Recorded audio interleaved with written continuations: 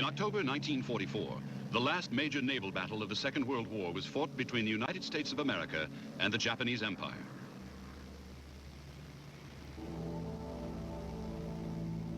In the Battle of Leyte Gulf, the Imperial Navy tried to destroy the United States Pacific Fleet and defeat an American invasion of the Philippines.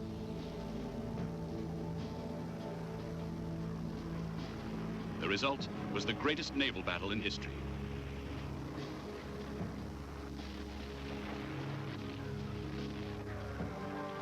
At Leyte Gulf, 280 warships and 200,000 sailors and airmen fought a series of furious naval engagements by night and by day over a vast area of ocean.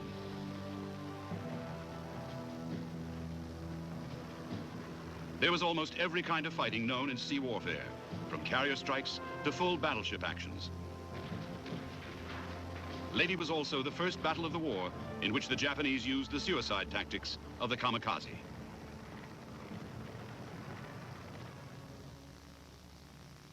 For Japan, Leyte Gulf was intended to be the decisive battle which would halt the American advance across the Pacific. In reality, the Japanese Navy's last great gamble would lead to its complete destruction as a fighting force. After Leyte, the United States Navy would command the Pacific Ocean, and there would be nothing the Japanese Empire could do to save itself from total defeat.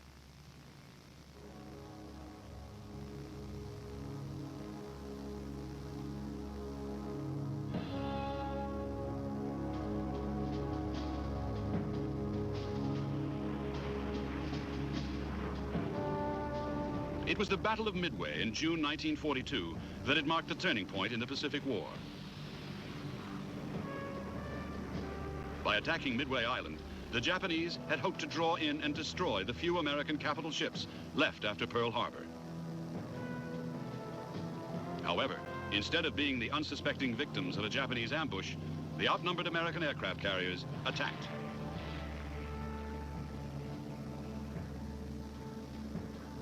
At Midway, American strike aircraft sent to the bottom 4 Japanese carriers and a cruiser for the loss of 1 carrier and a destroyer.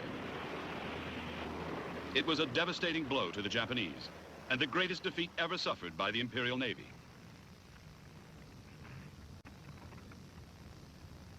In the wake of the victory at Midway, American commanders were keen to go on the offensive and push back the boundaries of Japanese conquest in the Pacific. The plan was a 3-stage campaign codenamed Operation Watchtower.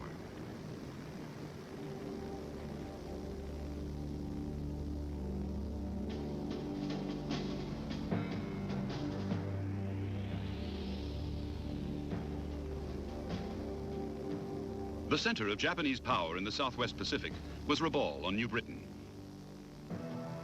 With its formidable air and naval forces, Rabaul was far too strongly held for an immediate American invasion to succeed. Instead, in the first phase of Operation Watchtower, the Americans meant to take the Santa Cruz Islands and the Eastern Solomons by amphibious assault. At the same time, the Japanese would be driven from northern New Guinea and then from the rest of the Solomons. The final phase would be the seizure of Rabaul itself. It was Japanese activity on the eastern Solomon island of Guadalcanal that completely changed the emphasis of the American plan. Reconnaissance revealed that an airfield was being built. Soon planes from Guadalcanal would be able to support new Japanese offensives in the region. The capture of Guadalcanal and its airfield was now made the first objective in Operation Watchtower.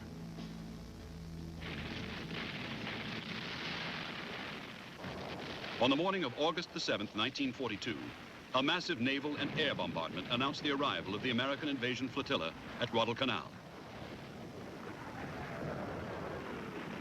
The landings met little opposition, and by the next morning, the airfield was occupied. The American landing forces at Guadalcanal were 19,000 strong, but the Japanese believed they were much weaker. As a consequence, rather than go on the defensive, the Japanese fed in reinforcements and began to counterattack. Instead of the speedy conquest that the Americans had expected, the battle for Guadalcanal grew into a protracted and bloody campaign. It also became a magnet that drew strong naval forces into the area.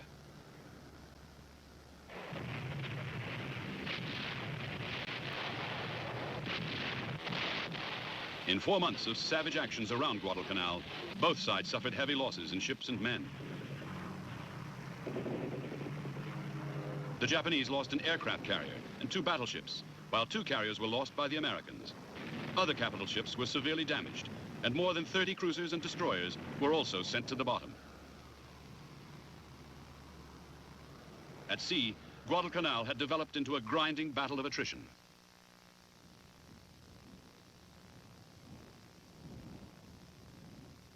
By the end of 1942, the Japanese effort to maintain their forces on Guadalcanal had finally been strangled, and the troops were hungry and barely supplied. However, on the American side, total troop strength had grown to 50,000, and by now, they were extremely well supported. Finally, the Japanese realized that the battle was hopeless, and on February the 1st, 1943, they began to withdraw, leaving behind 24,000 dead. Hundreds of aircraft and their highly trained aircrew had also been lost.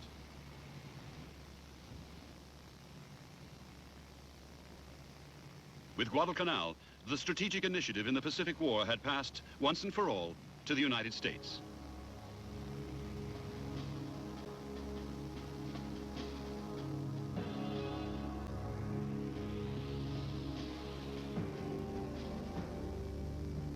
In the autumn of 1943, the Japanese perimeter in the Central and Southwest Pacific ran past the Marshall Islands, the Gilbert Islands, through the Solomons, north of Guadalcanal, and cut across New Guinea.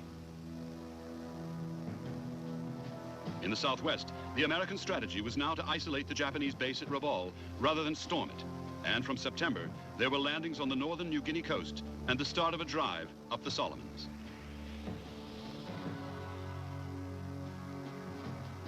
The push in the Central Pacific began on November the 20th. From Hawaii and the New Hebrides, the invasion fleets of Operation Galvanic struck at the Gilbert Islands of Makin and Tarawa. After heavy fighting, the islands were secured on November the 23rd. In January 1944, another amphibious force from Hawaii launched Operation Flintlock, the invasion of the Marshall Islands. On Kwajalein and Eniwetok, the Japanese fought to the last, but by the 23rd of February, the islands had been captured. American carrier-launched aircraft also obliterated the massive Japanese air and naval base on Truk in the Carolines. The next major American objectives were the islands of the Mariana Chain, in particular Saipan, Tinian, and Guam.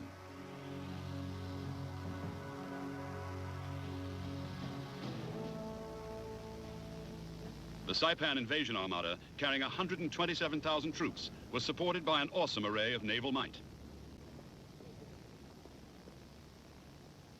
In company sailed a force of 13 escort carriers, 7 battleships, and 17 cruisers.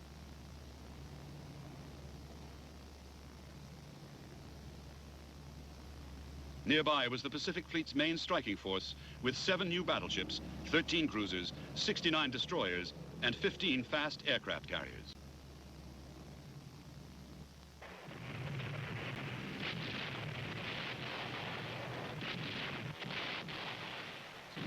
In spite of the shattering bombardment from the heavy guns of the American warships and the determination of the amphibious assault, the Marines quickly found themselves facing real difficulty in getting off the beaches. The Japanese commanded the heights and launched fierce counterattacks. There was also another even more deadly threat from the sea. The Japanese had anticipated the Marianas landings, and a powerful fleet of carriers, battleships, and cruisers began to implement Operation Ago, the massive counterstroke that would destroy the American carrier fleet. The result was the Battle of the Philippine Sea.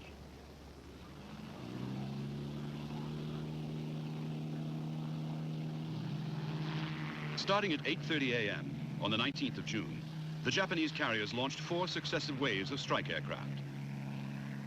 However, unlike the Japanese, the Americans had efficient radar, and the attackers were detected in plenty of time. The American carriers scrambled hundreds of fighters to meet them.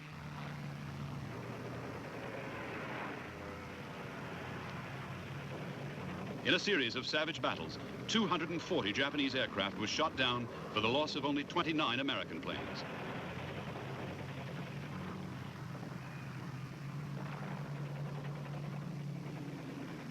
Already, American submarines had sunk 2 Japanese carriers, and the day after the great air battle, an American carrier strike sank another. In all, Japanese aircraft losses came to 480 planes, along with most of their crews.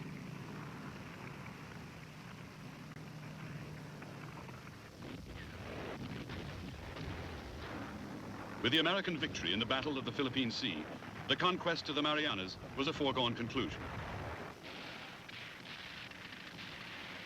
There was still bitter fighting to come, but by August the 12th, Saipan and the neighboring islands of Tinian and Guam had been cleared, and the Marianas were in American hands.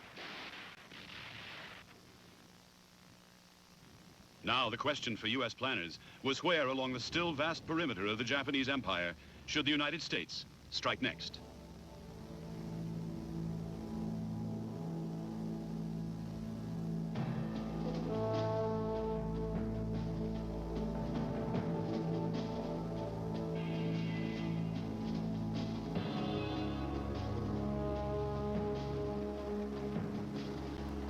Although the American President, Franklin D. Roosevelt, took the closest interest in the conduct of the war, alone among the leaders of the great powers, he never thought of himself as a strategist. He was known for asking penetrating questions, but usually he followed the advice of his Joint Chiefs of Staff. However, in 1942, he had insisted on reinforcements being sent to the battle for Guadalcanal, and now in the summer of 1944, he was about to intervene once again.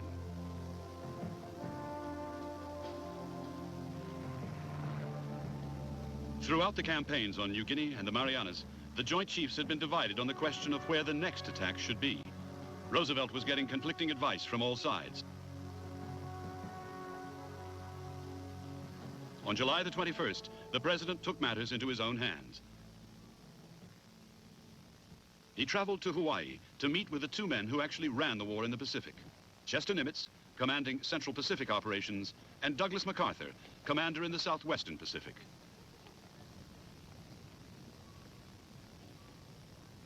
Faced with a choice between MacArthur's desire to drive the Japanese out of the Philippines and Nimitz's preference for bypassing most of the islands and striking at Formosa, Roosevelt backed MacArthur.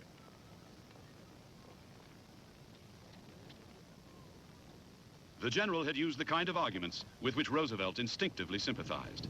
Above all, the political reasons for taking the islands from which America had been driven at the start of the war. Although others would have to be convinced, the president's support for MacArthur's plan made it almost certain that America's next major campaign would be to expel the Japanese from the Philippines.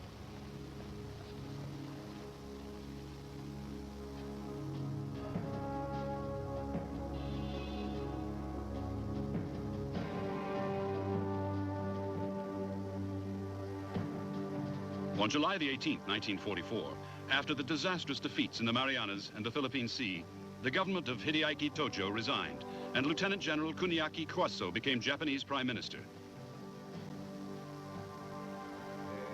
Kwaso was a retired Army counterintelligence officer and a hardline nationalist backed by the Army faction.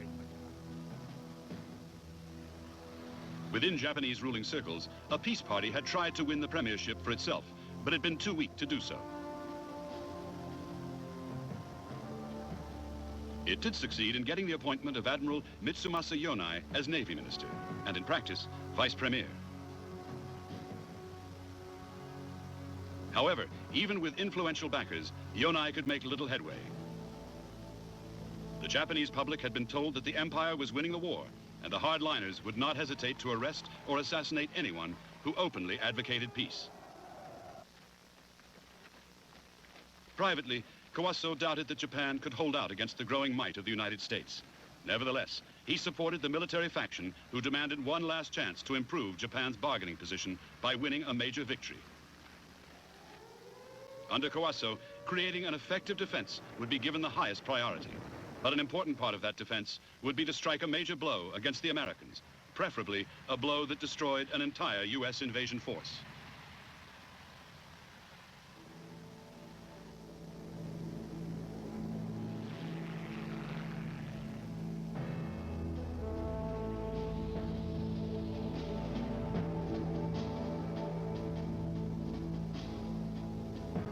August the 28th, 1944, Task Force 38, 14 aircraft carriers protected by battleships, cruisers, and destroyers, set sail from Eniwetok in the Marshall Islands and headed for the Philippines. Under the command of Admiral William F. Halsey, Task Force 38's mission was to attack Japanese air power on the islands, weakening the opposition in advance of America's next move. General MacArthur's plan to liberate all the Philippines, even though it was backed by President Roosevelt, had not yet been accepted by the Joint Chiefs of Staff. But whatever the next campaign, bases would be needed in the southern Philippines. Plans to invade at least some of the islands had already been laid.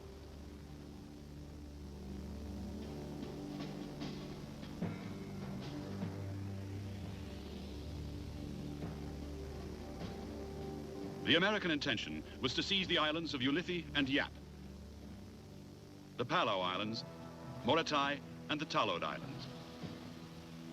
These could be used as staging posts for an invasion of Mindanao, the southernmost of the Philippines.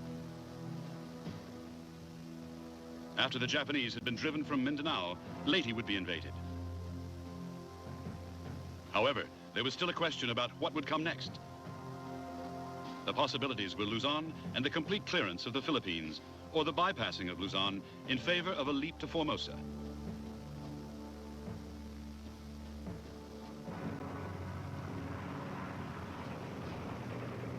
On the 13th of September, Admiral Halsey's flyers flew 1,200 sorties against targets in the Philippines, and a similar number the following day.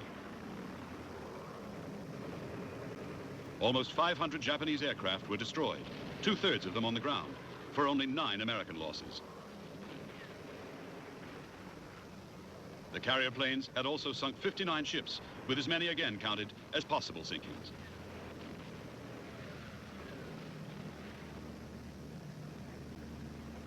It seemed to Halsey that the strength of the Japanese defense on the Philippines had been seriously overestimated, as had the Japanese will to fight. In particular, it looked like the island of Leyte was especially weak. Wasting no time, Halsey sent a message back to headquarters reporting that the Philippines were barely defended and suggesting an invasion of Leyte as soon as possible.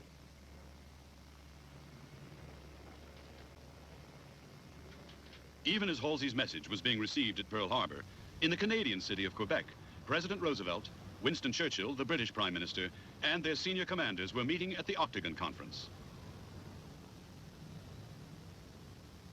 In the middle of the meeting, a message was received from Nimitz at Pearl Harbor telling of Halsey's suggestion that landings be made at Leyte. By the end of the day, the Joint Chiefs had issued orders for an invasion of Leyte to be mounted on October the 20th, 1944. The operation would be codenamed King II.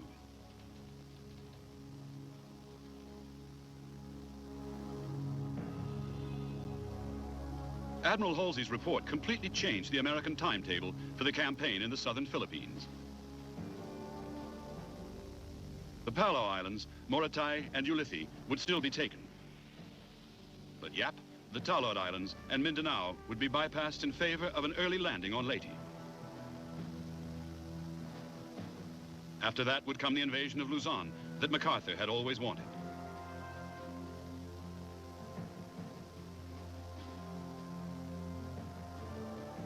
The landings on Leyte would take place at Leyte Gulf, an area of good beaches and one of the few anchorages big enough to hold and protect the invasion flotilla of 7th Fleet.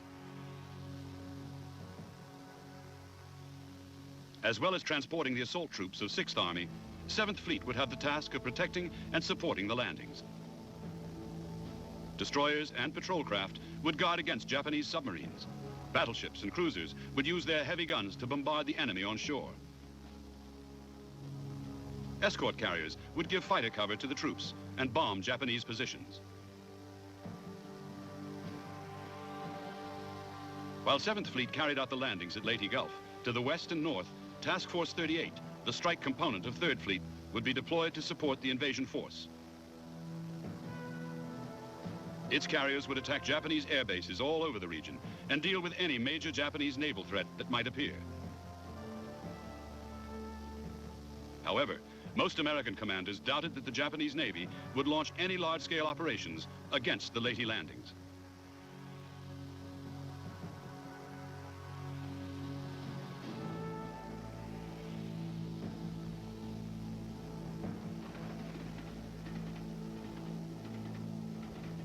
By the summer of 1944, the strategic situation for Japan was growing more and more dangerous as each day passed.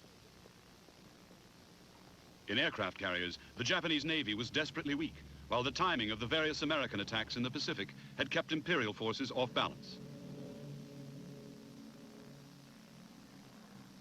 Twice, the traditional Japanese Navy doctrine of seeking out the decisive battle had been followed to the letter, and twice, at Midway and in the Philippine Sea, it had failed to deliver an American defeat.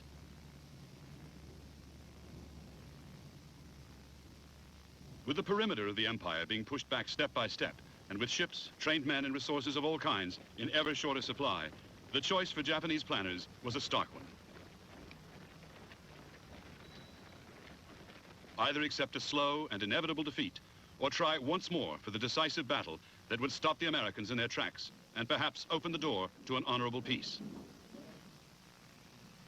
To win such a victory, the Imperial High Command would have to concentrate all its available forces for one massive counterblow.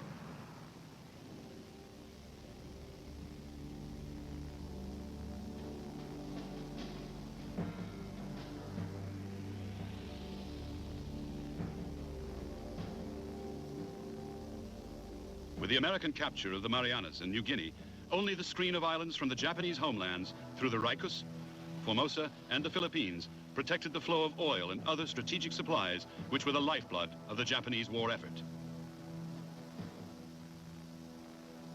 In the new Japanese strategy, the southwestern area, the main source of Japanese raw materials, was to be heavily fortified. So was the island chain linking the area to the Japanese homeland. Most Army and Navy aircraft would be deployed along the chain. At the same time, the Japanese Army would move troops from Manchuria and, with the Navy, create amphibious forces which could be sent to any area under attack.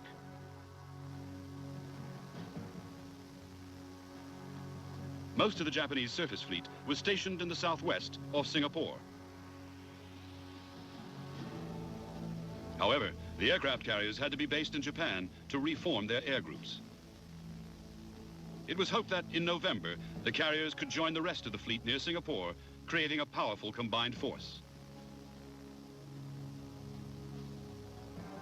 The Japanese defense relied on 4 operational plans called SHO. SHO 1 was for the defense of the Philippines, SHO 2 for Formosa, the Ryukyu, and southern Japan, SHO 3 for central Japan, and SHO 4 for the north. In fact, the Japanese were nearly certain that the American attack would be launched against the Philippines. But wherever the assault, it would trigger the convergence of all available Japanese forces, naval units, land-based air power, and amphibious infantry units. Under the onslaught, the American invasion force would soon be overwhelmed and completely annihilated.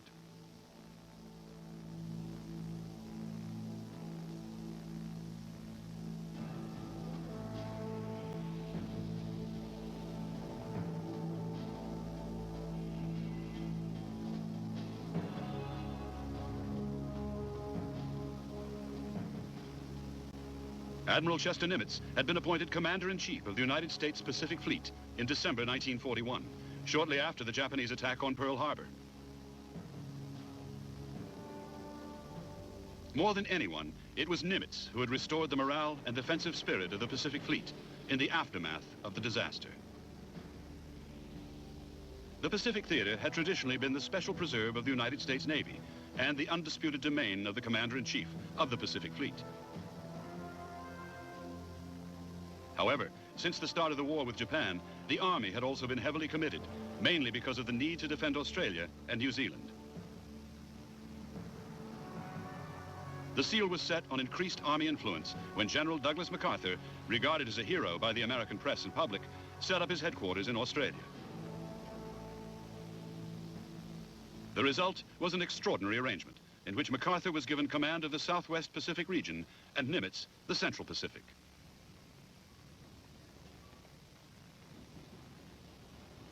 Nimitz did his best to ensure that this unprecedented division of command should have a chance of working.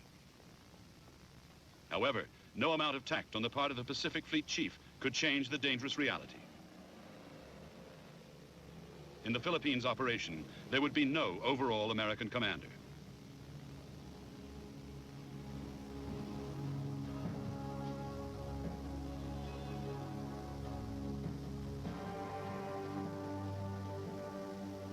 Admiral Soimu Toyoda was appointed commander-in-chief of the Japanese combined fleet in March 1943.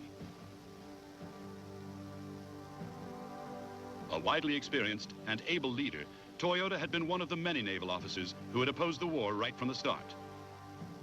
What was more, he had disagreed with the strategy that had been adopted, believing that Japan's plans for conquest were far too ambitious.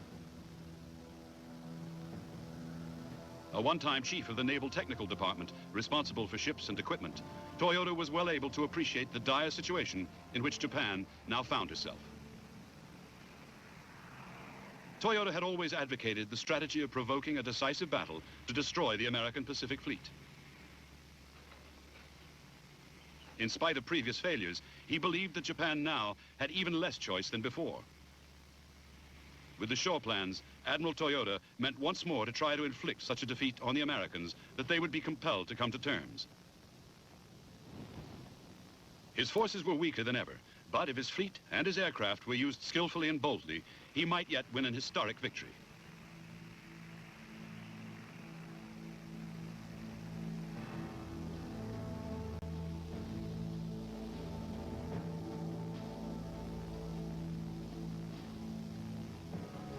The Philippines invasion would involve almost the whole of the United States Pacific Fleet, and in preparation, the force was temporarily reorganized.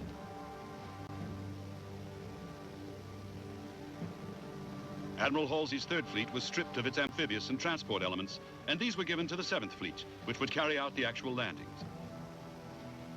That still left Halsey with a formidable strike force to protect the invasion. Task Force 38 had nearly 1,000 aircraft on 17 fast carriers, along with a powerful escort of battleships, cruisers, and destroyers.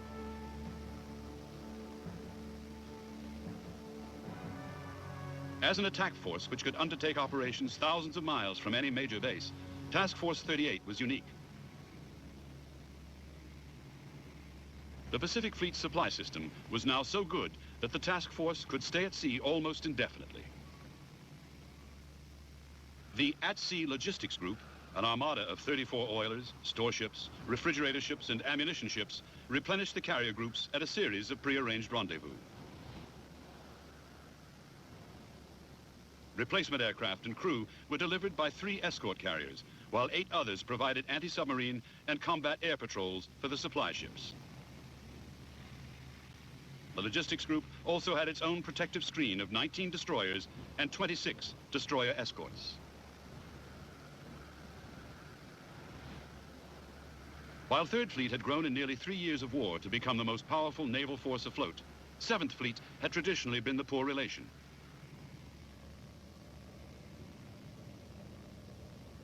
Created in March 1943 to support MacArthur's campaigns in the Southwest Pacific, for most of its life, it had been a modest force of submarines, troop transports, and escorts under Admiral Thomas Kinkaid.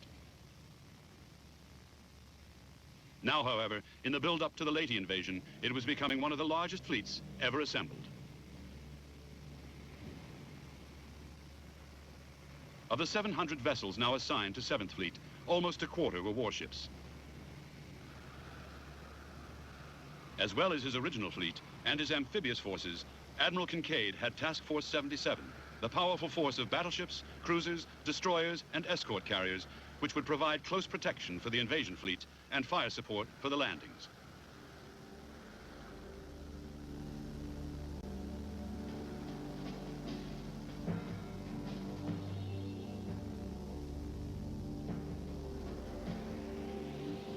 The Essex fleet carriers, the first of which was launched in July 1942, were at 27,000 tons, the biggest American carriers yet. With a top speed of 33 knots, they were also the fastest. The Essex carriers could operate an air group of 82 aircraft and carry nearly 250,000 gallons of aviation fuel.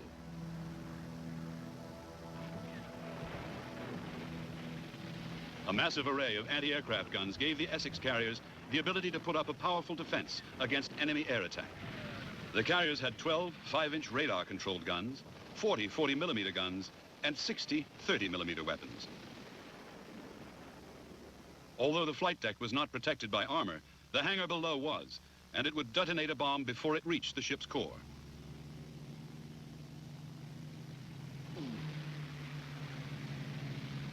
By October 1944, 13 Essex-class carriers had been completed. Of these, 7 would take part in the battle at Leyte Gulf.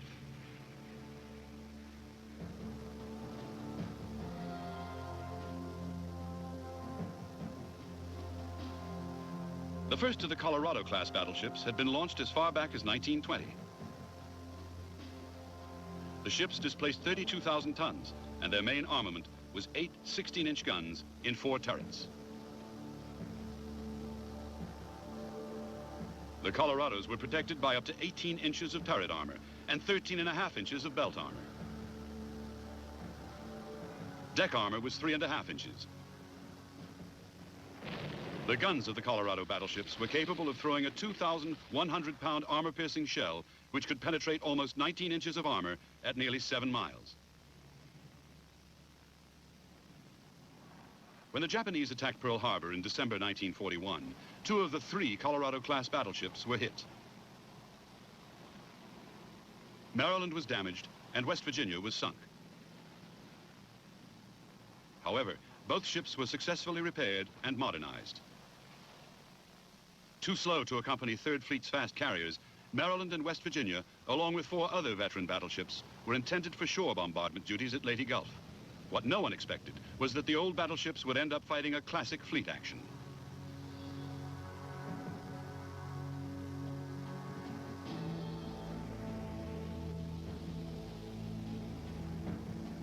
The escort carrier was first conceived as a cheap way to provide anti-aircraft and anti-submarine cover to convoys carrying war materials and troops across the Atlantic. As the war in the Pacific had gathered pace, a new role was found for the escort carriers. They could relieve the fast fleet carriers of the task of giving air support to amphibious landings.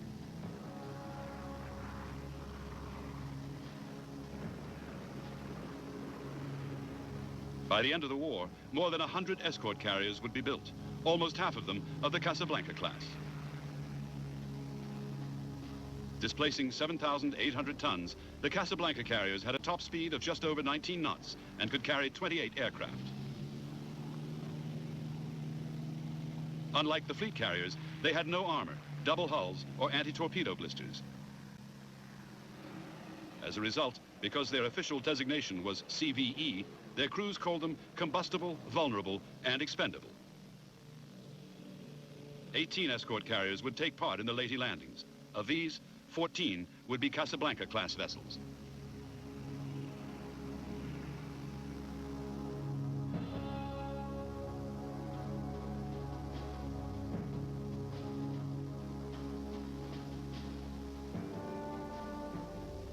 By 1944, American carrier pilots, the men at the cutting edge of the war at sea, were trained to a higher standard than the flyers of any other Navy. There was no shortage of high-quality recruits, nor were training programs limited by aircraft availability or fuel supplies. Even the rawest American naval aviator had 2 years training and more than 350 hours flying time. His instructors were also of the highest quality. Unlike the Japanese, who kept their pilots on operations until they were killed, the Americans rotated theirs through the training schools. The experience of veterans was continuously passed on to new flyers, leading to a degree of tactical sophistication that the Japanese could no longer match.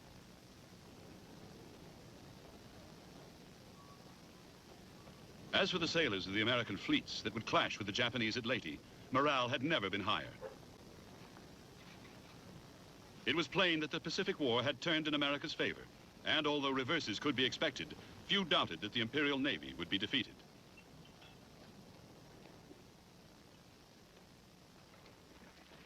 Lengthy periods on operations had raised seamanship and gunnery skills to very high levels, and in both American fleets, there was a keen desire to come to grips with the enemy. At Leyte, the sharp spirit of aggressiveness which now permeated the United States Pacific Navy would change the course of the whole battle.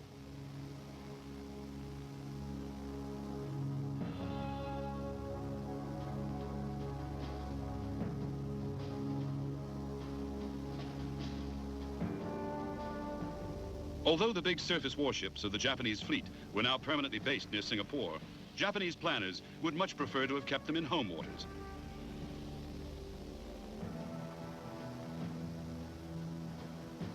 Near Japan, they would have been close to the carriers, which had to be home to wait for their new planes and aircrew. The problem was that Japan was suffering from a desperate fuel shortage, and so the big ships had to be kept close to the East Indies oil fields. The cause of the Japanese fuel crisis lay with the activities of the American Pacific submarine fleet. 140 boats now prowled the Japanese sea lanes, and they had sunk 4 million tons of Japan's shipping. The Empire had neglected its anti-submarine defenses until it was too late, and by now it had lost more than half its oil tankers to underwater attacks. As a result, the Japanese Navy would have enough fuel only for one major sortie and would be unable to venture out again for another 2 months. For the Japanese, the worst possible scenario would be if the Americans attacked before the Imperial carrier force could unite with the rest of the fleet off Singapore.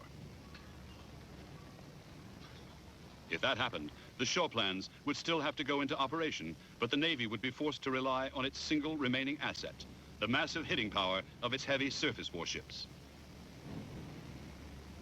Japan could still field the big guns of 9 battleships and more than a dozen heavy cruisers.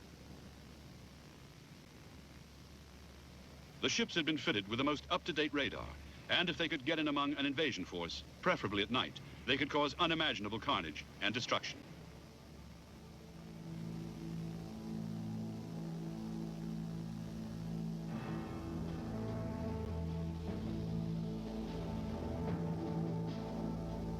Displacing a massive 64,000 tons, the Yamato-class battleships were the largest naval vessels yet built by any nation.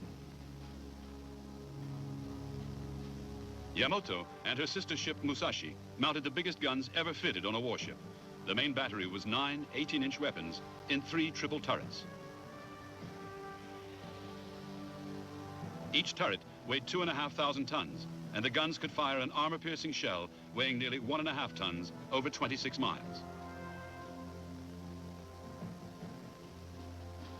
The ship's armor protection matched their firepower. Belt armor was up to 16 inches thick and could stop an 18-inch shell at 12.5 miles.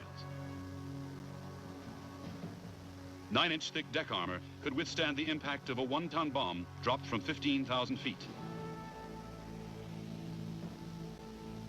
Yamato's anti-aircraft guns were also heavily armored, but this was as much to protect their crews from the blast of her own 18 inches than from anything the enemy might do. At Leyte Gulf, the gigantic Yamato and Musashi would sail at the heart of the Japanese battle line.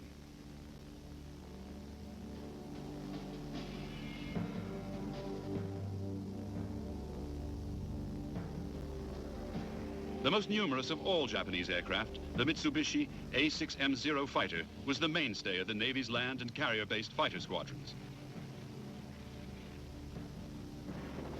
The Zero was a fast and highly maneuverable aircraft, which in the first year of the war had no equal. However, its performance had been achieved by keeping weight to a minimum, and that meant no armor plates, self-sealing fuel tanks, or armored windscreen. By 1943, the Zero had been outclassed by the new generation of American fighters in speed, firepower, and protection. Although the Zero was a fighter, some Japanese commanders realized that it would just be capable of carrying a 550-pound bomb. Flown by a courageous and determined pilot willing to ram an enemy warship, the bomb-armed Zero could become the most formidable weapon ever directed at an American fleet. Although by the war's end, many different aircraft types would be used in kamikaze missions, the fast and maneuverable Zero would prove exceptionally well suited to penetrating the defenses of even the most powerful carrier task force.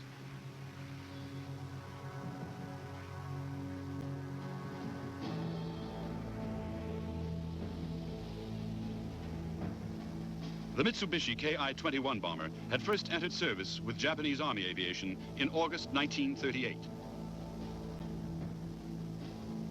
The aircraft had spearheaded the bombing offensive in China and Southeast Asia, and at the time was as good as any twin-engine bomber in the world.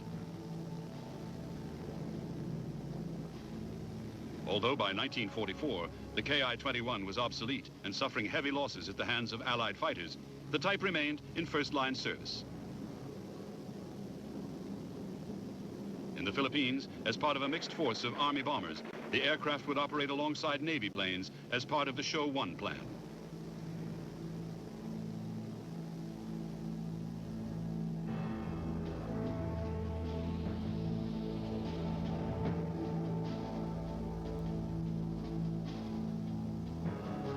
In 10 months to September 1944, the Japanese Imperial Navy had lost more than 5,200 pilots, 42% of its aircrew. Most of these had been operating from land bases. As for the carrier pilots, the most highly skilled of them all, they had been virtually wiped out. The Japanese Army had also suffered very heavy losses of aircrew, and at a time when aircraft production was up and substantial numbers were reaching the squadrons, there was a critical shortage of flyers.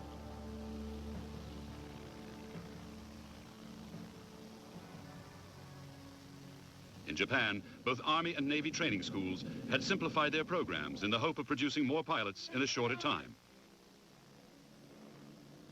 However, the consequence was a catastrophic drop in proficiency.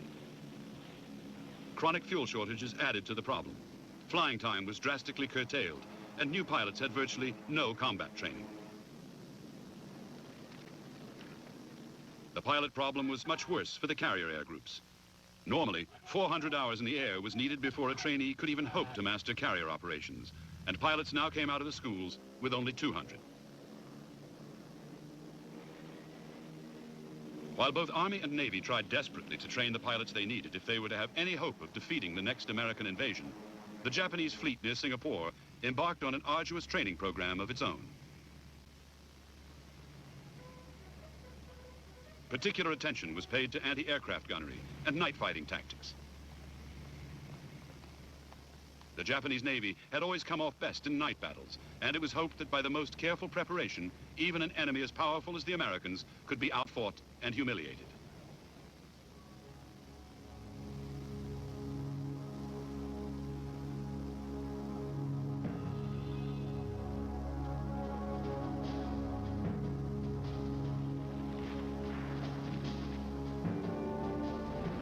On September the 15th, 1944, General MacArthur's forces landed unopposed on Morotai in the Moluccas, one of the islands that was to be used as a staging post in advance of the Philippines operation.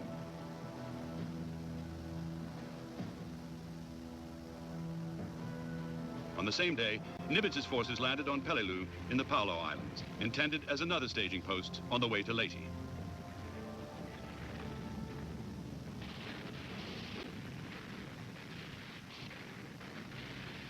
The landing forces, the 1st Marine and 81st Infantry Divisions, had been led to expect little opposition on the Paulo Islands. Instead, they faced 30,000 Japanese troops with a carefully planned defensive strategy.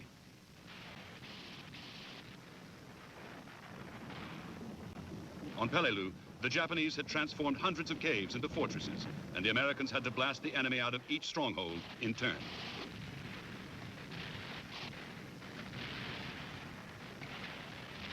In the end, the conquest of the Paulos would take more than 2 months, and the islands would play no significant part in the Leyte operation.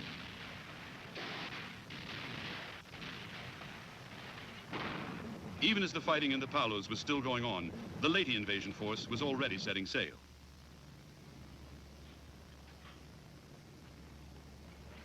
On October the 14th, the last of the troop transports and warships of 7th Fleet left their anchorages in New Guinea, bound for Leyte Gulf, more than 1,200 miles away.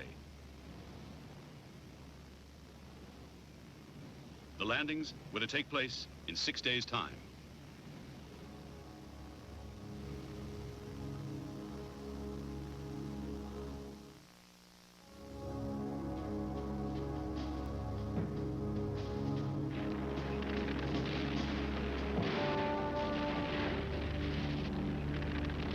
The American landings on the Palau Islands in Morotai in September 1944 were a sure sign to the Japanese that an invasion of the Philippines could not be far away. On October the 4th, radio monitoring detected the aircraft carriers of the American Third Fleet assembling. At the same time, in Moscow, the Japanese learned from the Russians of an American plan to bomb Formosa as part of a coming Philippines campaign. The Russians were America's allies in the European war, but ally or not, Moscow preferred that the United States did not win the war in the Pacific too quickly.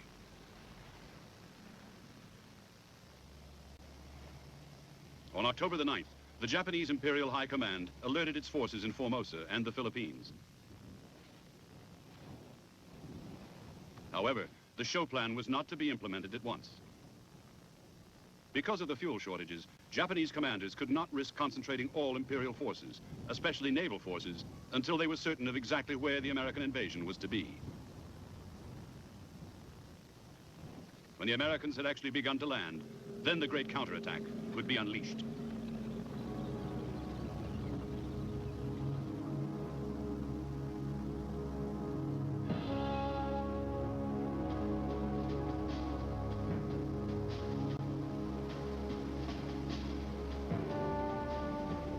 Altogether, the American forces which were taking part in the Leyte operation numbered over 800 ships of all types, with 1,500 carrier aircraft to attack Japanese air and ground forces on the Philippines.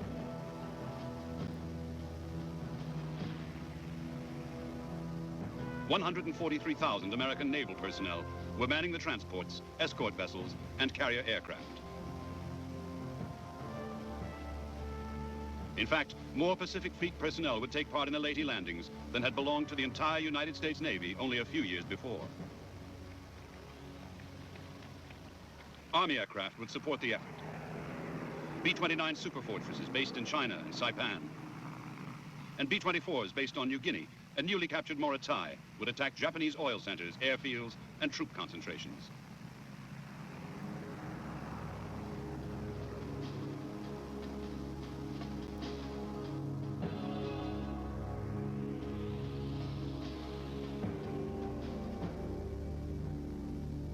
The United States 7th Fleet, commanded by Vice Admiral Thomas C. Kinkaid, was divided into 3 task forces for the Leyte landing.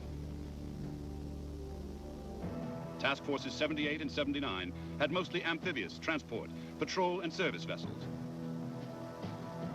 Task Force 77 would protect the landings and was under Kinkaid's personal command.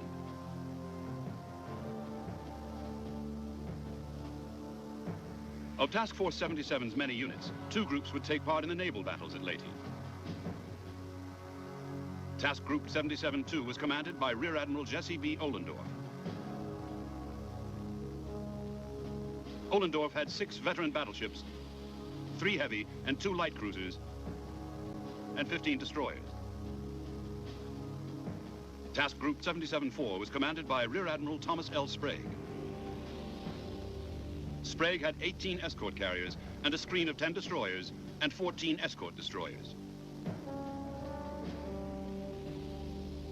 Backing 7th Fleet was 3rd Fleet, commanded by Admiral William Halsey. And for the Leyte operation, consisting only of Task Force 38. The task force was made up of 4 task groups, with altogether 9 heavy and 8 light carriers. Escorting the carrier forces were 6 fast battleships, 7 heavy and 10 light cruisers, and 48 destroyers. The task force was commanded by Vice Admiral Mark A. Mitcher, but throughout the battle, his superior, Halsey, would retain complete tactical control.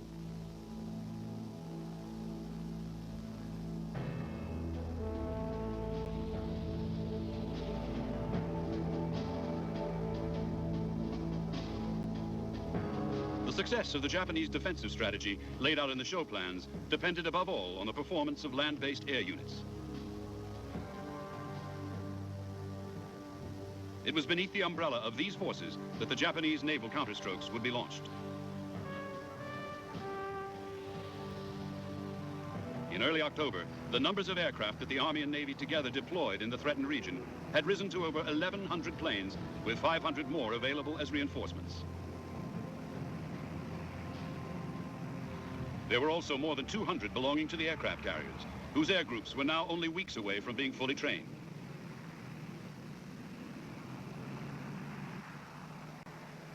It was hoped that land and sea-based Navy pilots would together be able to deal with the American warships, while the Army flyers, never trained to attack ships, concentrated on the beaches and anchored transports.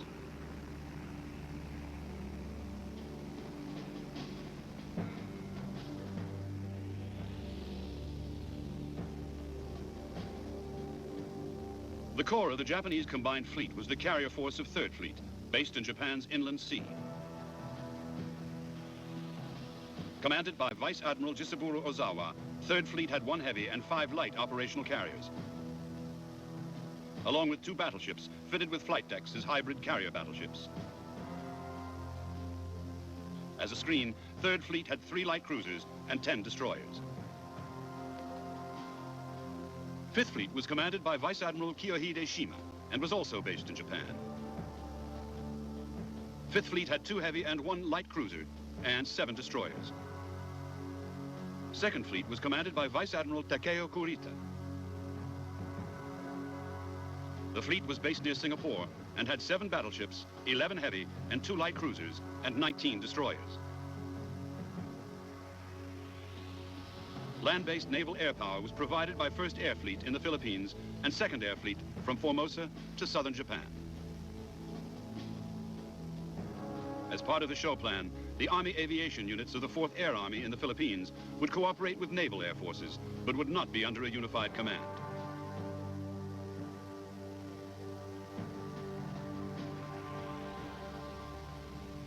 A key part of the Japanese defensive plan was that by surprise attacks, the overwhelming American superiority in carrier forces should be eliminated. The greatest hope of the Japanese commander-in-chief, Admiral Toyoda, was that before any American landings actually took place, he would get a chance to launch his land-based aircraft against the big American carriers. If Toyota could destroy or cripple the main American striking force, any invasion would almost certainly be delayed, giving him the thing he needed most: time to strengthen his island defenses, finish training his carrier air groups, and unite his carrier force with the rest of the Imperial Fleet off Singapore.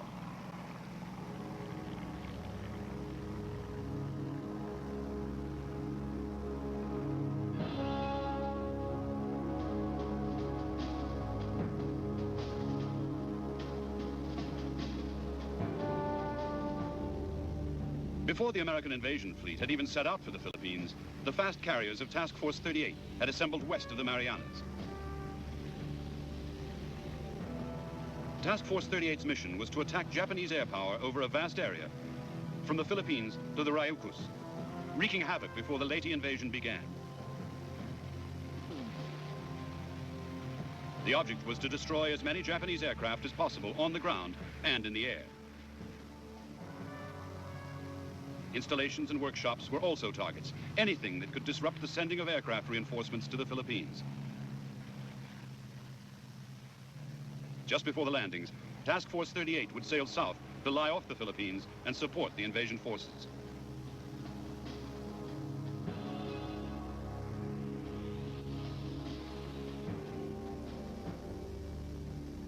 The main targets for the 4 carrier groups of Task Force 38 were the airfields on Okinawa in the Ryukyus, on Luzon in the northern Philippines, and on Formosa, the most important staging post for Japanese air reinforcements on the way to the Philippines. The first American strike was launched against Okinawa and neighboring islands on October the 10th. The Japanese reaction was to order Show 2 and Show 1 plants activated, but for air forces only. The carriers of Third Fleet would stay in port, but their air groups were ordered to ready their operational planes and crews at bases in southern Japan, in case they were needed.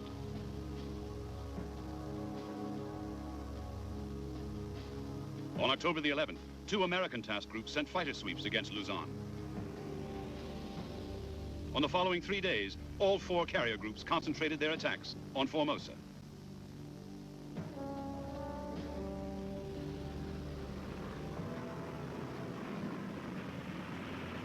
On the first day of strikes against Formosa, Admiral Halsey's carrier aircraft flew nearly 1,400 sorties against the island's 26 airfields. They also hit shipping. Japanese fighters were ready and rose to meet the attackers, but their pilots were poorly trained and hopelessly inexperienced. The defenders were clawed out of the sky, and the Americans caused severe damage to airfields, hangars, and headquarters.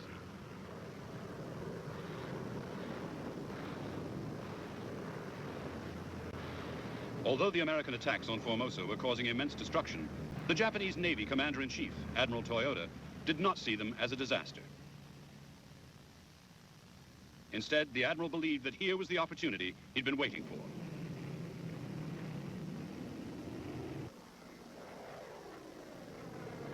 On October the 12th, the Japanese flew over 100 bombing and torpedo sorties against Task Force 38. And from the start, the reports sent back by pilots told of massive destruction of American ships.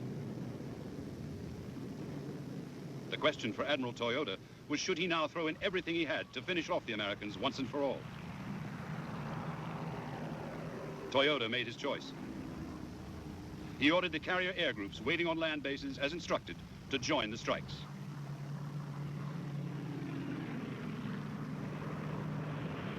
The reports which came back from the latest waves of attacking pilots caused rapturous celebrations throughout Japan. Imperial General Headquarters announced that off Formosa, 2 American battleships and 11 carriers had been sunk and many more damaged.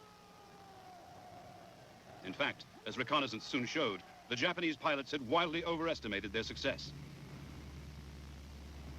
The American carrier fleet was intact, and more than 800 Japanese sorties had succeeded in seriously damaging only 2 cruisers. American fighters and anti-aircraft gunners had shot down 500 aircraft, including half of Japan's newly trained carrier pilots. Admiral Toyoda's gamble had been a disastrous failure.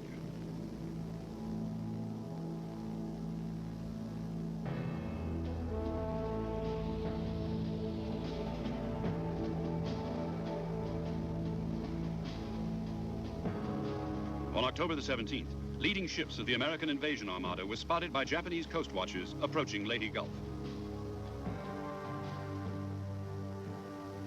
Soon after, the Americans were reported to have landed on an outlying island.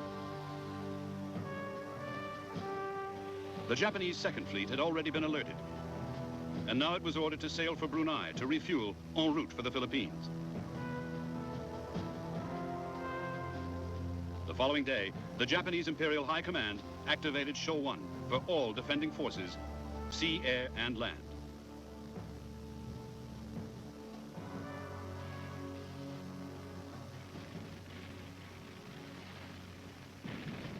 By now, the first American shells were falling on the beaches at Leyte. The barrage of heavy gunfire by 7th Fleet Shore Bombardment Group continued throughout October the 19th.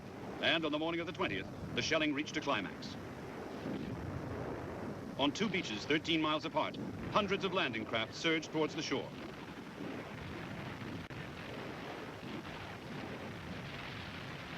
Japanese opposition to the landings on Leyte was relatively light.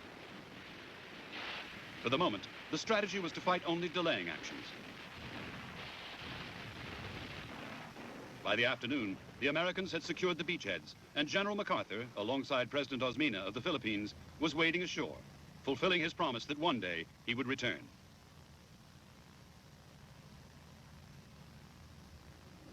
What neither MacArthur nor any of his commanders knew was that the Japanese planned to smash their invasion fleet at its anchorage in Leyte Gulf in 5 days' time.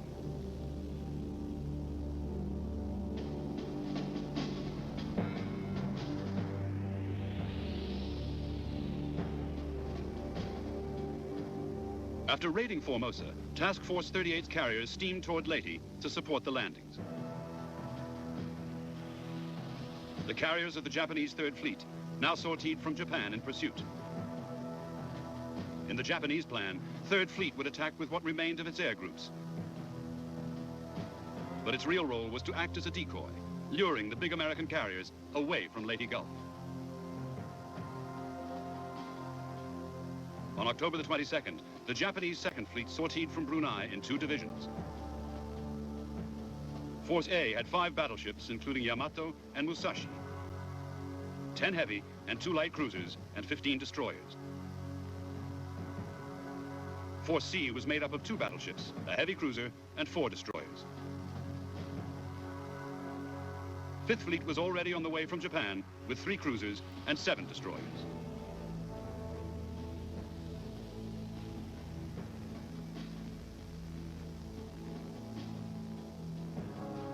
Force A would sail north of Palawan, through the Subian Sea, and on through the San Bernardino Strait, heading for Leyte Gulf from the northeast.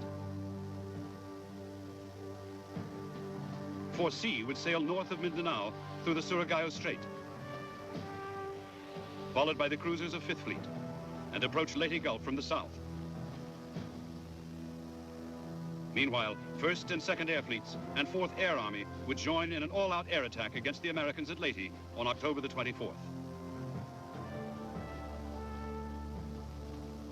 On the 25th, called by the Japanese X-Day, the naval forces would attack simultaneously from north and south, and between them, crush the American invaders.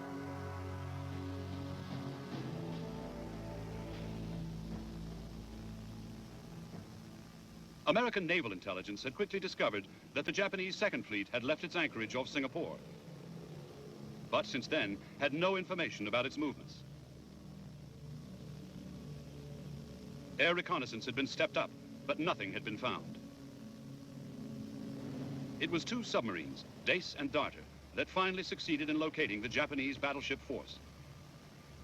Not only did they send a full report to 7th Fleet, but with torpedo attacks, they sank 2 heavy cruisers and crippled another. Admiral Kurita's flagship was one of the victims, and the Japanese fleet commander had to be plucked from the water by a destroyer. The American submarine's contact report was enough for Admiral Halsey to launch his own scout planes on the morning of the 24th and prepare to follow up with a massive strike against the Japanese fleet. At the same time, the long-planned Japanese counterattacks by aircraft from the Philippines were unleashed on the American carriers.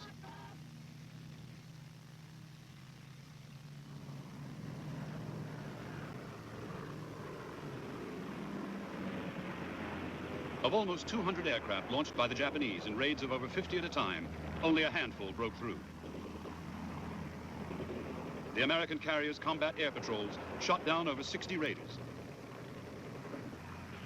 However, one Japanese bomber did find its target. It scored a direct hit with a 550-pound bomb on the light carrier Princeton. There was a series of violent explosions, and the hangar deck was engulfed in flames.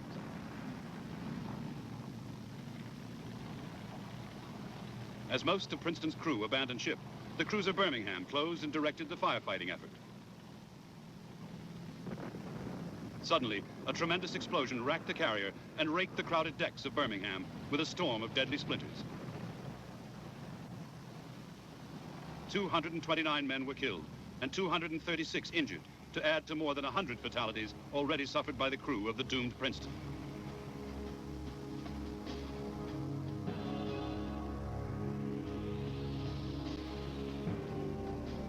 By now, the battleships of the Japanese Force A were just about to enter the Subian Sea. Of Task Force 38's 4 groups, Task Group 1 had earlier been ordered back to base to replenish and had just been told to turn around and rejoin the force. Task Group 3 was to the north and had just borne the brunt of the Japanese air attacks. However, Task Groups 2 and 4 were well placed to attack the Japanese in the Subian Sea. At 09:10 on the morning of the 24th of October, Task Group 2 launched the first of 3 strike waves, followed by another from Task Group 4. Altogether, 259 sorties.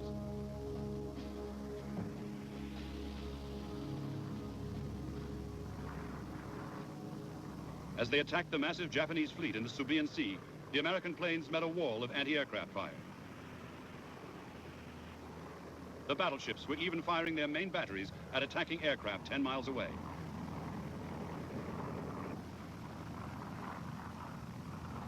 Japanese air commanders on the Philippines had chosen to attack the American carriers rather than defend Admiral Kurita's fleet, and so only a handful of Japanese fighters were patrolling over the ships. The Americans lost only 18 planes, mostly to anti-aircraft fire, while the giant battleship Musashi was hit by 19 torpedoes and 17 bombs. Yamato, her sister ship, was hit by 2 bombs, but while Yamato steamed on, Musashi sank, taking 1,000 men with her. Heavy cruiser Miyoko was another victim, damaged so badly she had to return to base.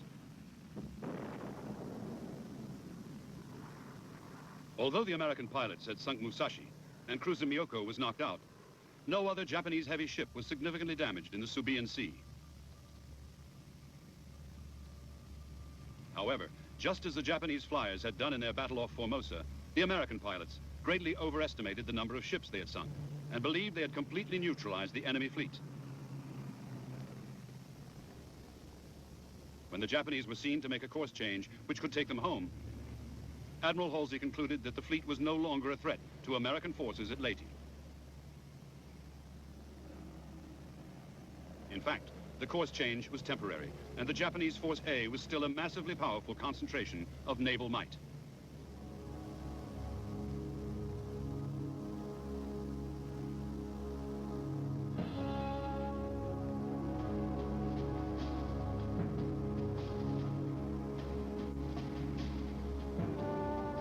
By the morning of October the 24th, the Japanese carriers of 3rd Fleet, led by flagship Zukaku, was off northern Luzon.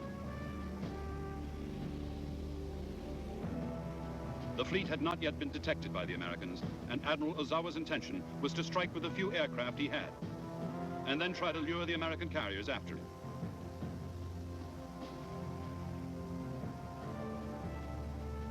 By 11:15, Ozawa's search planes had found the carriers of Task Group 3.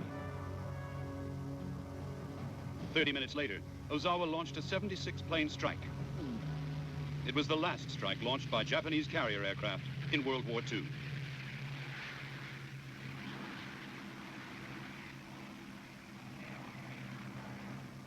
Almost all the attacking aircraft from Ozawa's carriers were intercepted by American fighters, and many were shot down. The task group's anti-aircraft fire accounted for more, and only a few Japanese planes broke through to launch their bombs and torpedoes. They failed to hit a single ship, and only a handful of Japanese aircraft survived.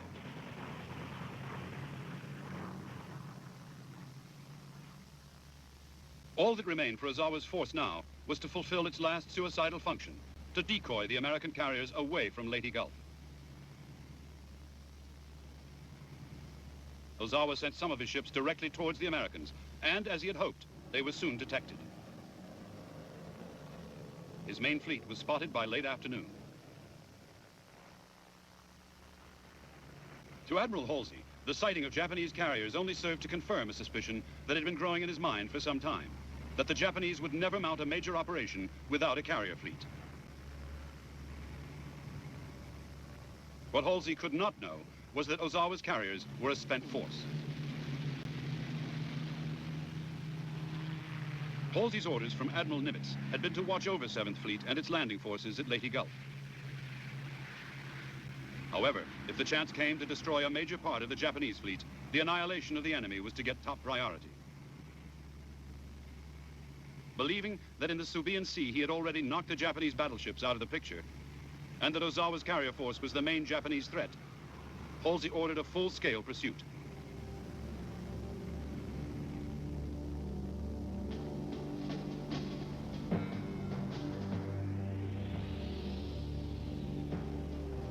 It had been Task Group 3 off Luzon that had found the carriers of Admiral Ozawa's 3rd Fleet.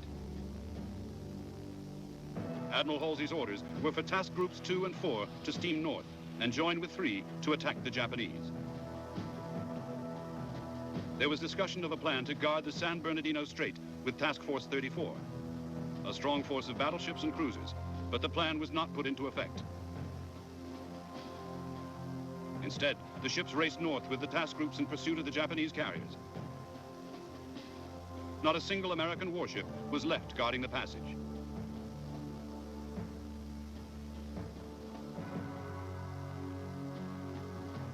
By now, Force A, with its 4 surviving battleships, had left the Subian Sea and was poised to pass through the San Bernardino Strait. it completed the passage in the early hours of October the 25th. Meanwhile, to the south, Force C with its 2 battleships was off Mindanao. 50 miles behind followed the cruisers of 5th Fleet.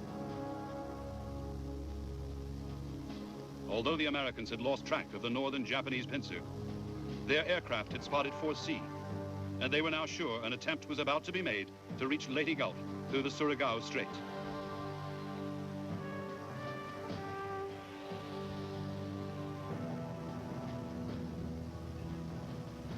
Shortly after noon on October the 24th, after the Japanese had been detected approaching the Surigao Strait, every ship in 7th Fleet was alerted by the fleet commander, Admiral Kincaid, to expect a night attack. In Leyte Gulf were 56 transports and amphibious ships, including the cruiser on which General MacArthur was based. The first step was to throw a screen of escort destroyers and patrol boats around the ships, and all traffic in and out of the Gulf was ordered to stop at sunset. Meanwhile, 7th Fleet's commanders prepared to fight the most devastating action in the Battle of Leyte Gulf.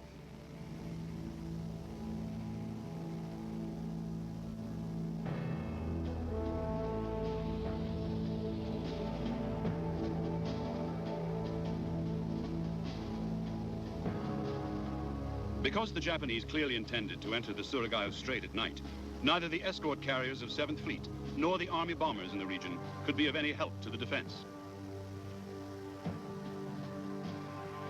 An action would have to be fought by surface warships, and that meant the old battleships and cruisers of the Shore Bombardment Force, commanded by Rear Admiral Jesse Ohlendorf.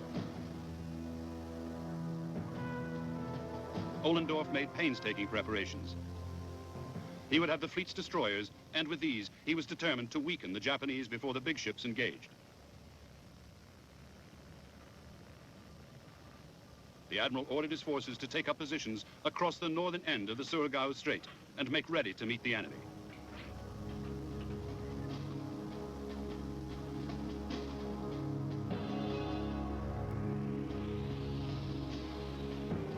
The American battle line would be made up of 6 battleships, which would steam east and west across the Surigao Strait. To the north was placed a column of 6 destroyers, Destroyer Division X-Ray, to guard against enemy submarines. In front of the battleships were placed 2 groups of cruisers, right and left flank. The left flank cruisers were screened by the 9 destroyers of Destroyer Squadron 56. The right flank destroyers were Destroyer Squadron 24, with 6 ships patrolling a north-south line. A picket of 7 destroyers from another command, Destroyer Squadron 54, was already operating on both sides of Hibuson Island.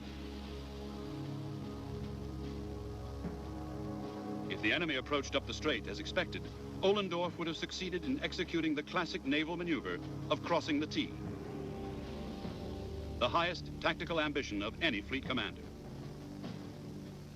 The American battle line would be able to fire full broadsides, while the enemy would be unable to bring all its guns to bear until it could maneuver. And by then, it would be too late.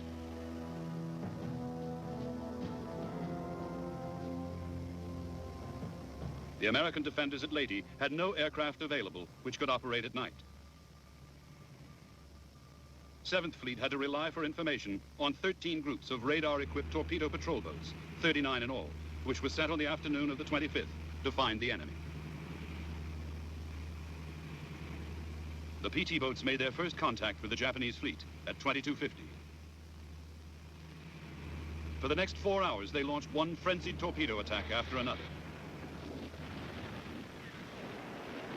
No Japanese ships were hit, but at the cost of a single boat, a constant stream of reports reached the waiting American warships in the Surigao Strait. Next to attack were the destroyers of Squadron 54, which sighted the enemy column at 0245 and raced towards the Japanese fleet at 30 knots.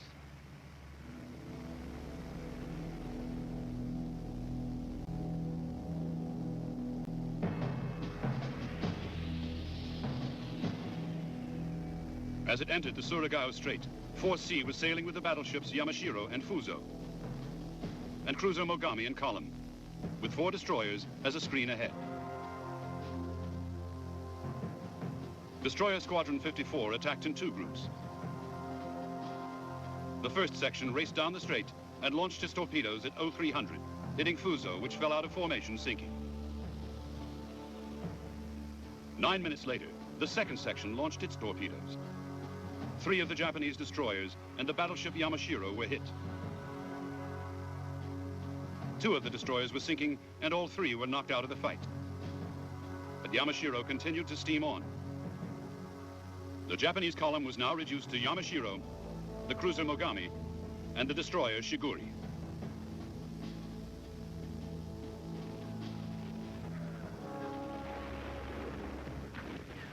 Altogether, 47 torpedoes had been fired by the first 2 destroyer groups to attack in the Surigao Strait. 5 Japanese ships had been hit, of which 3 had been sunk or were sinking. It was a superbly well-executed attack, one of the most successful destroyer actions of the whole war. But 4C's ordeal at the hands of 7th Fleet's destroyers was not over yet. As the right flank and then the left flank destroyers attacked, Yamashiro was hit again, twice, and the damaged destroyer Moshishio was sunk. Altogether, the American torpedo attacks had accounted for 75% of the firepower of 4C. Meanwhile, the guns of the American cruisers and battleships, 64 of them, massive 14 or 16-inch weapons, prepared to fire on the approaching Japanese column.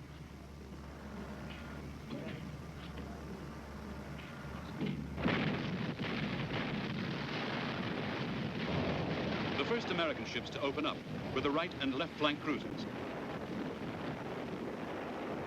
Of the battleships, it was those with the latest radar that fired first: West Virginia, Tennessee, and California.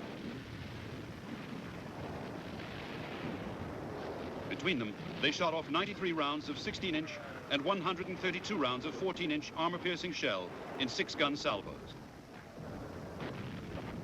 The cruisers fired more than 4,000 rounds.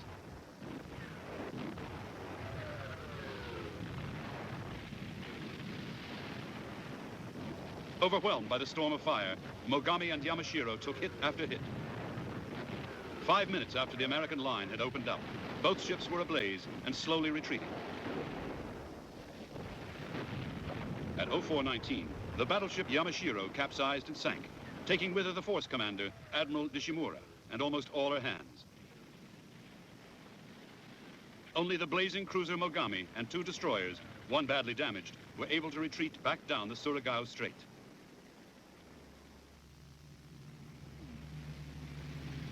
At first light, American aircraft from 7th Fleet's escort carriers were sent to find the remnants of 4C. During the night, the cruisers of the Japanese 5th Fleet had also begun to enter the strait, but had quickly fled, one of their number torpedoed by an American PT boat. Now they were the object of intensive searching by American aircraft and a chase by Ollendorf's fleet. Cruisers, carrier planes, and army bombers would finish off all the crippled ships from both Japanese forces, while only a cruiser and 5 destroyers would survive of the whole Japanese southern force.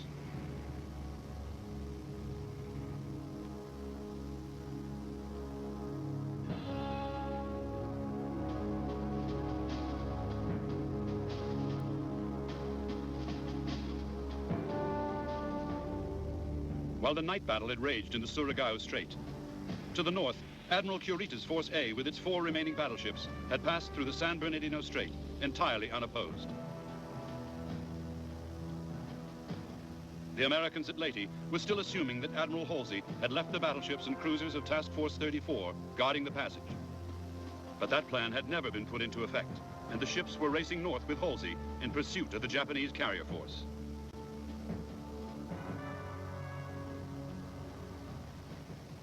At 4 a.m. on the morning of the 25th, Admiral Kincaid sent a message to Halsey asking him to confirm that Task Force 34 was on station. However, the message would not be received until 7 a.m., and by then, it would be far too late. Admiral Kurita's battleship force was steaming straight for the escort carriers of 7th Fleet. Americans had as yet sent out no reconnaissance aircraft, and radar indicated nothing amiss.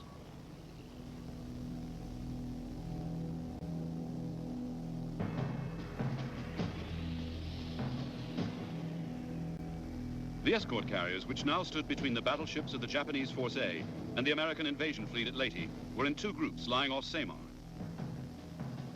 Call signs Taffy 3 and Taffy 2. Further to the south was the third group, Taffy 1, while much of the shore bombardment force was chasing the retreating Japanese after the battle in the Surigao Strait. It was an anti-submarine patrol plane from Taffy 2 which first sighted the Japanese fleet only 20 miles from Taffy 3. The aircraft immediately radioed its report to the carriers.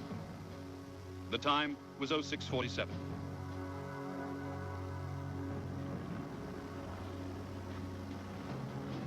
Almost at the same time as the American patrol plane reported the massive Japanese force bearing down on Taffy 3, the two fleets came in sight of each other.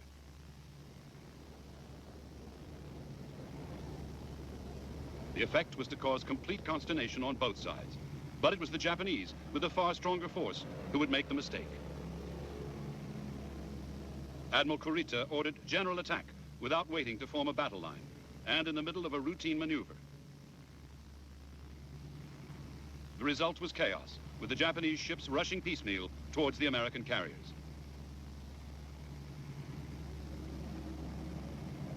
On the American side, Taffy 3's commander, Rear Admiral Clifton Sprague, reacted with complete presence of mind.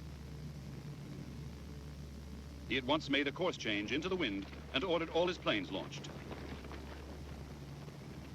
Every ship was to make smoke, and the carriers were to increase speed to flank, 17.5 knots. At a range of 19 miles, the Japanese big guns opened fire.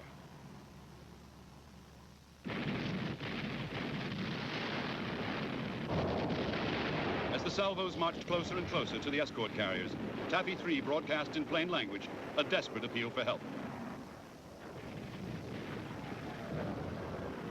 Meantime, the only hope was to run for it, and at the same time counterattack in the hope of at least distracting the enemy. Aircraft from Taffy 3 and nearby Taffy 2, armed with whatever was to hand, including depth charges and rockets, were already attacking furiously. It would take time before properly coordinated strikes could be mounted, but meanwhile, Taffy 3's screening force of 3 destroyers and 4 smaller escort destroyers would have to be sent against the Japanese cruisers and battleships. Their chances of survival were slim, but they might at least delay the enemy with torpedo attacks and confuse him with smoke.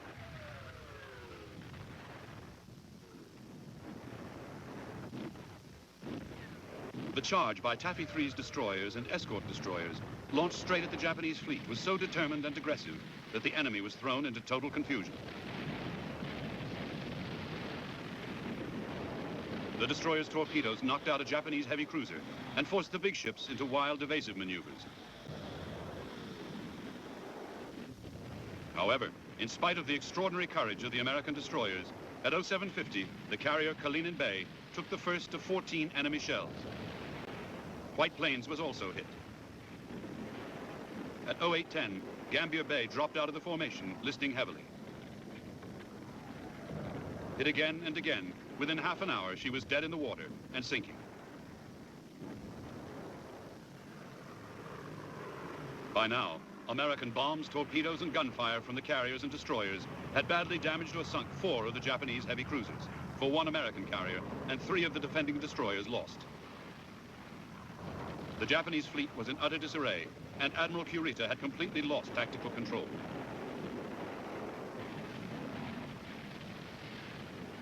At 0925, he ordered his ships to withdraw and regroup. To the Americans, it seemed like a miracle. For 2 hours, Admiral Kurita weighed up the options. The fury of the American destroyer and air attacks had led him to believe that he had engaged a far more powerful force than actually existed. He had intercepted the American pleas for help and feared reinforcements would soon arrive.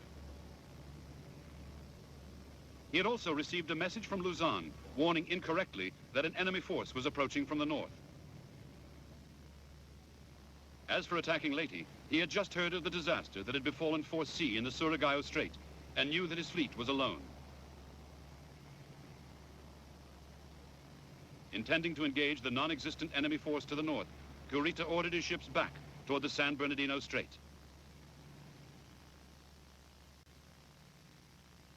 Although the escort carriers of Taffy III had escaped destruction at the hands of Admiral Kurita's battleships and cruisers, their ordeal was not yet over. Early that morning, Taffy I to the south had been hit by the first kamikaze suicide attacks of the war, damaging 2 carriers, and Taffy III was the next target. Less than 2 hours after the end of the battle with the Japanese fleet, the escort carrier Kitkun Bay was hit by a kamikaze, and another hit Saint-Lô, bursting through the flight deck and detonating torpedoes and bombs. Blazing from stem to stern, Saint-Lô went down at 11:25. Before the day was out, the total of kamikaze victims was 1 carrier sunk and 6 damaged. A handful of pilots willing to die had achieved more than all the big guns of Admiral Kurita's battle fleet.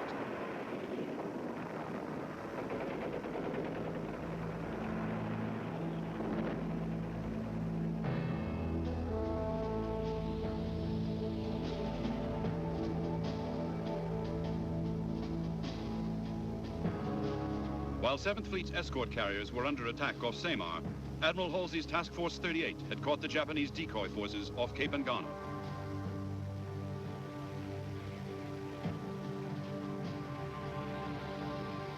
Halsey still believed that Admiral Ozawa's impotent force was a full-scale Japanese carrier fleet, and he was determined to smash it utterly. Starting at 0800, Halsey launched 6 powerful strikes.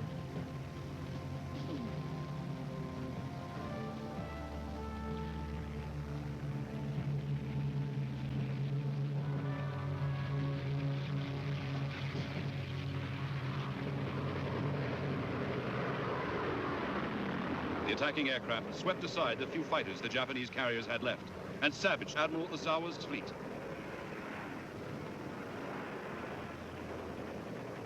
By late afternoon, the 4 carriers, Zukako, Zuiho, Chitose, and Chiyoda, had been sunk along with the destroyer.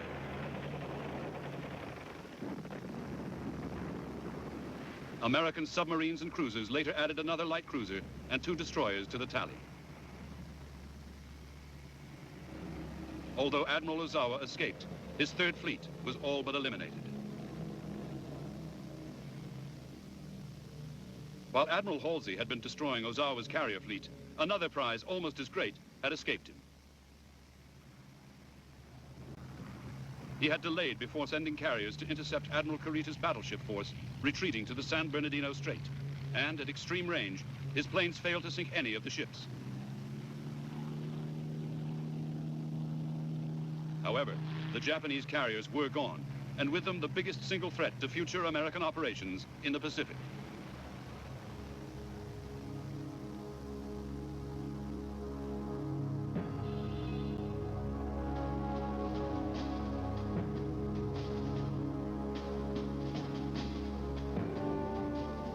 At Leyte Gulf, the Americans had defeated the last coordinated Japanese offensive of the Second World War, and had won the greatest naval battle ever fought. The Japanese Imperial Navy had lost 3 battleships, 4 aircraft carriers, 6 cruisers, and 8 destroyers. Hundreds of aircraft, including the last of Japan's carrier air groups, had been destroyed. Losses of sailors and airmen were more than 10,000. On the American side, the cost of victory at Leyte had been only 1 light carrier, 2 escort carriers, and 3 destroyers. Fewer than 1,000 American sailors and airmen had died.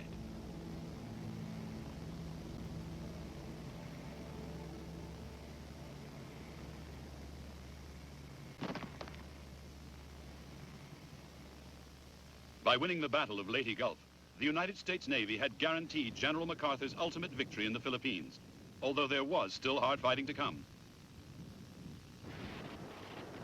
And with the fall of the Philippine Islands, just as the Japanese High Command had feared, the flow of oil to Japan from its East Indies empire quickly dried up.